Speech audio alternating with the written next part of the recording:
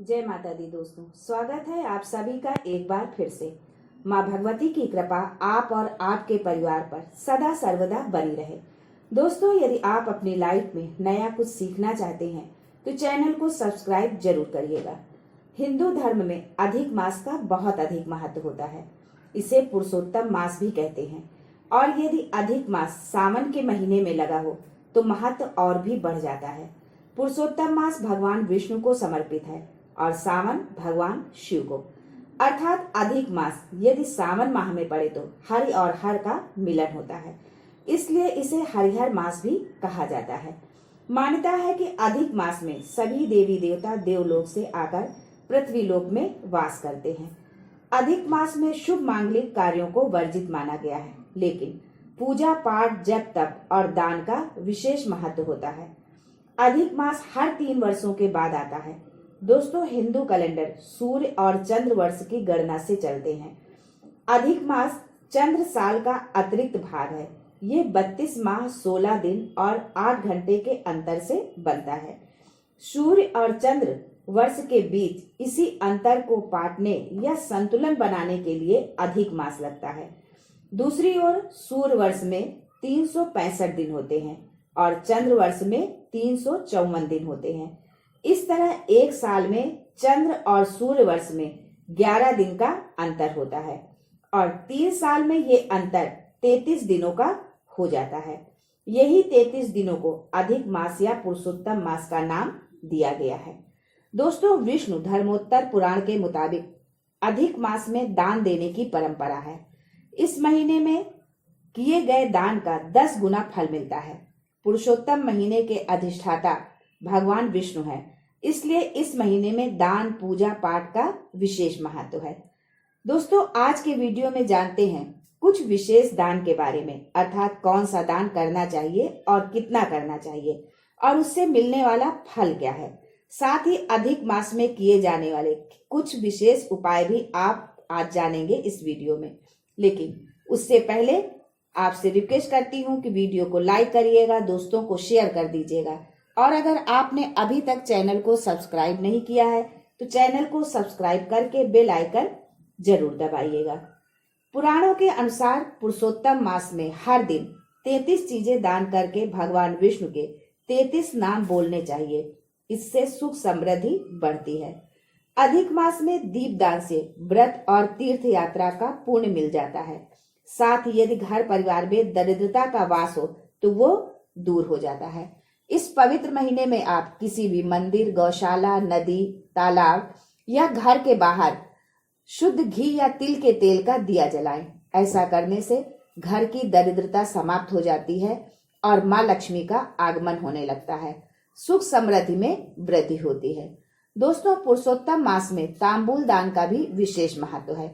अधिक मास में तांबूल दान करने से सौभाग्य बढ़ता है। इलायची, लौंग, कपूर, नागरपान, कस्तूरी, जावित्री और कत्था लगाकर बनाया पान दान करने से ऐश्वर्य बढ़ता है। ऐसा करने से दुर्भाग्य भी सौभाग्य में बदल जाता है। पुरुषोत्तम मास में मालपुए दान करने का एक विशेष प्रयोजन है। मालपुआ ही दान क्यों करते हैं और दूसरी मिठाई क्यों नहीं दान कर देते? आप रसगुल्ला भी दान कर सकते, लड्डू भी दान कर सकते, पर मालपुआ ही क्यों, और वो भी 33। तो जानते हैं 33 मालपुआ और वैजंती माला के दान का विशेष महत्व क्या है।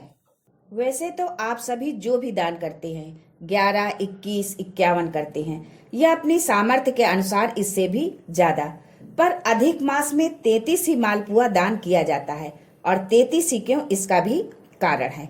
दोस्तों, अधिक मास की कथा में ये लिखा हुआ है कि मालपुए इसलिए दान किए जाते हैं क्योंकि मालपुए बनाते समय उसमें बारीक बारीक छिद्र पड़ जाते हैं। मालपुए में जितने छिद्र पड़ते हैं उतने नरकों में हमारे घर के पूर्वजों को जाना नहीं पड़ता और वो सीधे परमात्मा के धाम चले जाते हैं। इसलिए मालपुए ही दान किए जाते हैं और कुछ नहीं। अब आगे जानते हैं 33 क्यों। 30 दिन के 30 और 31वें नंबर का पुआ इसलिए दान किया जाता है कि अगर हमने भूल से भी बेटी के घर का कुछ खा लिया है, भोजन कर लिया है, तो उसका दोष ना लगे, इसलिए 31वें नंबर का पुआ दान किया जाता है।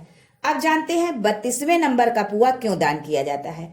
यदि आपने ब्राह्मण या अपने गुरु के घर का कुछ खा लिया हो तो उसका दोष न लगे, इसलिए 32वें नंबर का मालपुआ दान किया जाता है।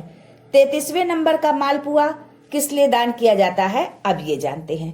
यदि आपने किसी के घर का सूतक या सावड़ का खा लिया हो तो उसका दोष पाप न लगे। सूतक का मतलब किसी के मरे के बाद खाना, सावड़ का मतलब किसी के यहाँ बच्चा पैदा हुआ हो, उसके अंतर्गत यदि आपने कुछ खा लिया है तो उसका आपको दोष न लगे, इसलिए 33 मालपुए का दान किया जाता है।